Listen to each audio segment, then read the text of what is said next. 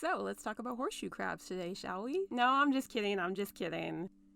I already did that joke, but they do kind of look like facehuggers, don't they? Anywhoosies. Horseshoe crabs, despite their name, aren't technically crabs, which is odd because apparently everything is going to turn into a crab eventually. They're actually much more closely related to spiders. They're part of the subphylum of arthropods called Chelicerata, which contain a bunch of other orders like Scorpiones, which are unsurprisingly the scorpions, Araneae, which are just your regular spiders. There's Pseudoscorpiones, which I guess are like your knockoff scorpions. You got your Apiliones, which I guess are kind of also your knockoff spiders, because a lot of people think they're spiders, but they're actually not. And a bunch of other orders that I'm not going to get into. And of course, our lovable horseshoe crabs tucked away in the order of Xiphosaura, which is definitely the order with the coolest looking name. Meanwhile, over here in the subphylum of Crustacea is where you will find the true crabs, which again, with the elitism. I guess a better name for horseshoe crabs would be something like horseshoe spiders, I guess. I don't know. Sometimes humans, we're just really bad at naming things. Horseshoe crabs have been around for a long time. The oldest fossils we can find of them are from 480 million years ago, which puts them at a little bit older than sea stars. But unlike sea stars, who have evolved and changed in like a bunch of different ways, a lot of horseshoe crabs are just sort of chillin'. As near as we can tell, some species of horseshoe crabs haven't changed in hundreds of millions of years, giving them the title of a living fossil. By the way, I know some of y'all are probably wondering if horseshoe crabs are the same thing as trilobites, and they're not. Trilobites went extinct a long time ago, and their bodies were segmented, kind of like a pill bug or a roly-poly. They weren't like super armored, trundly tank boys like horseshoe crabs are. Horseshoe crabs are found all over South Asia, and East Asia, and Southeast Asia, and then also randomly on the east coast of the United States for some reason. We're mostly going to be talking about the species found here, Limulus polyphemus, aka the Atlantic or American horseshoe crab, mostly because most of the research that I'm going to be talking about is done on this species. Now, these lovely creatures might look a little scary at first, especially their undersides, but they're actually absurdly harmless. They don't really have jaws or pincers or claws or anything like that, or at least ones that can do damage to humans. I know their tail looks a little intimidating, but it isn't sharp, and they can't thwack you with it really hard. Honestly, they can't do much. They just sort of walk around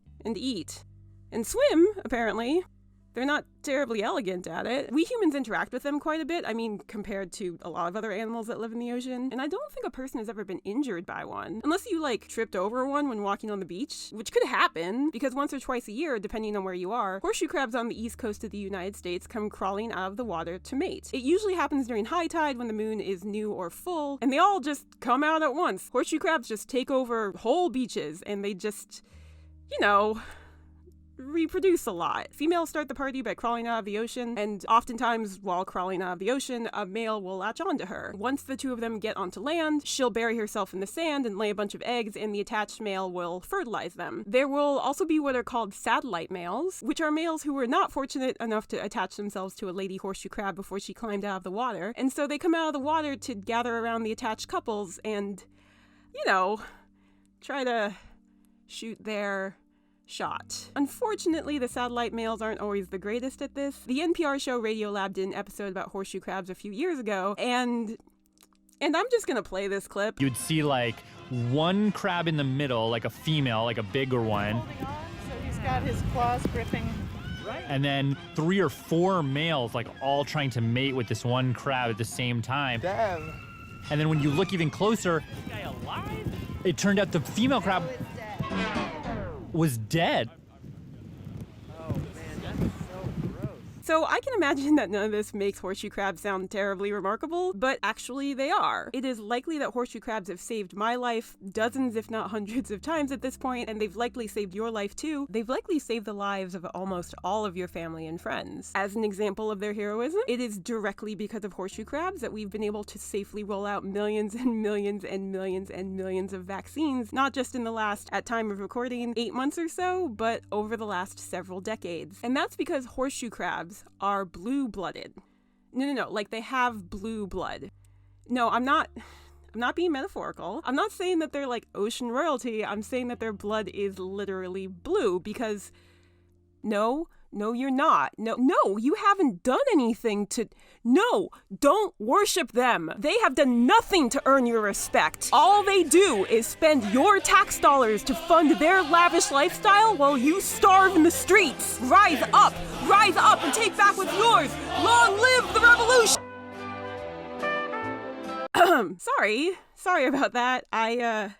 I might have started a bit of a revolution. Oh no. I'm just gonna tuck that away over here. I'll check in with that later. I'm sure everyone's gonna be fine. Oh god.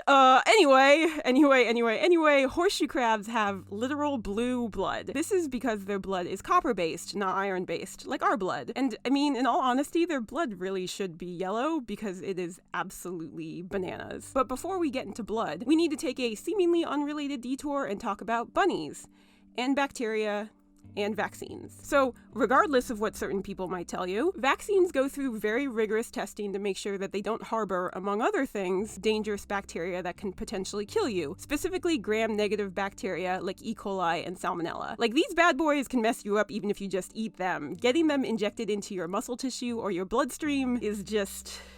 you're in so much trouble at that point. The outer membranes of gram-negative bacteria are covered in these things called endotoxins, which kind of make these bacteria like even bigger jerks than they already are. Because even if you destroy the bacteria, the endotoxins stick around and they can still make you sick, which just seems so petty. But from the 1940s to the 1970s, the only way pharmaceutical companies were able to test for bacterial contamination in their vaccines was to take the vaccines and inject them into rabbits. If the rabbit died, then the pharmaceutical companies knew that the whole batch of vaccines was likely contaminated and they would get thrown out. This, unsurprisingly, killed a lot of rabbits. Now, what does this have to do with horseshoe crabs? Well, wouldn't you know it, horseshoe crabs do not like it when there are endotoxins in their blood. I mean, most animals don't like it when there are endotoxins in their blood, but like, horseshoe crabs, they're like just the Fort Knox of keeping bacteria from infecting them. In their blood, they have these cells called amoebocytes, which move through their blood by crawling around like amoebas, hence their name. And whenever these amoebocytes bump into some gram-negative bacteria or even just a free-floating endotoxin, the amoebocytes go like, nope, and like literally explode, which releases all these enzymes into the blood that make it instantly turn into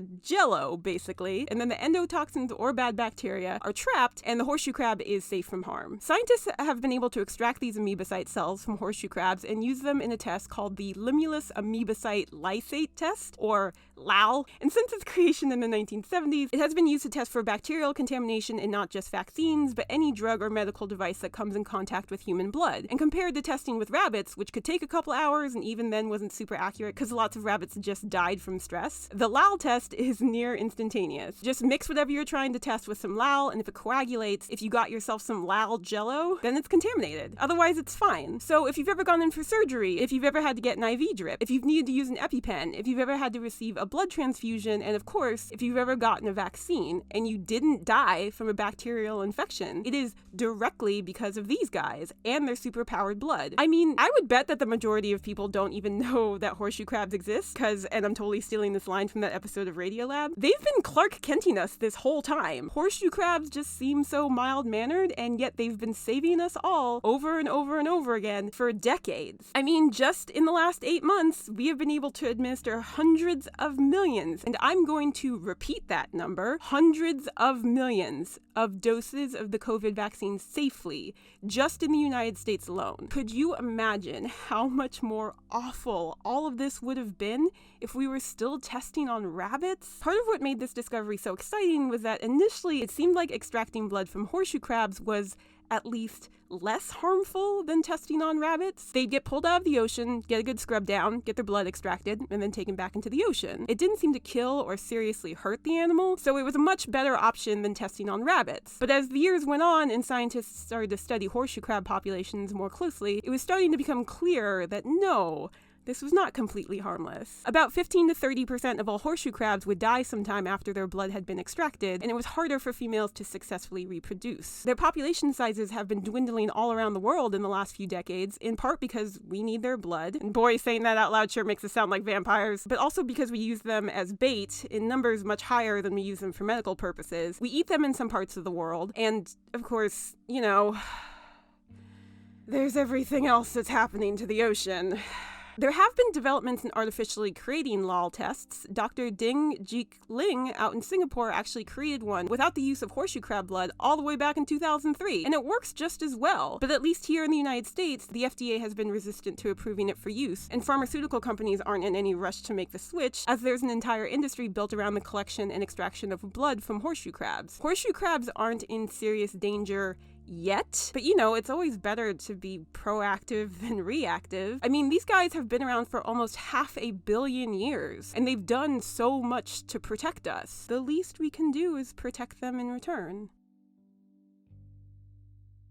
Thanks so much for watching the 3rd episode of Alien Ocean. I just wanted to make a quick announcement that I have made a Patreon page, so if you're interested in financially supporting the work that we do here on this channel, feel free to sign up. We only got 3 tiers so far. $2 a month gets you into the self-eviscerating stomachs tier, which gives you access to the Patreon feed. $5 a month gets you into the raptorial pharyngeal jaws tier, which means you'll get early access to videos before they go live on YouTube. And if you're new here and you're like, what the heck are these tier names? Go watch my first 2 videos. And then finally, $10 a month gets you into the blue bacteria trapping blood tier, which means you get everything I just mentioned and your name in the credits. If there are any other perks you'd be interested in, let me know in the comments. And thanks again for watching. Tune in next time. We'll be talking about barnacles. And until then, this has been your friendly neighborhood octopus lady reminding you that you don't need to go into space to find aliens.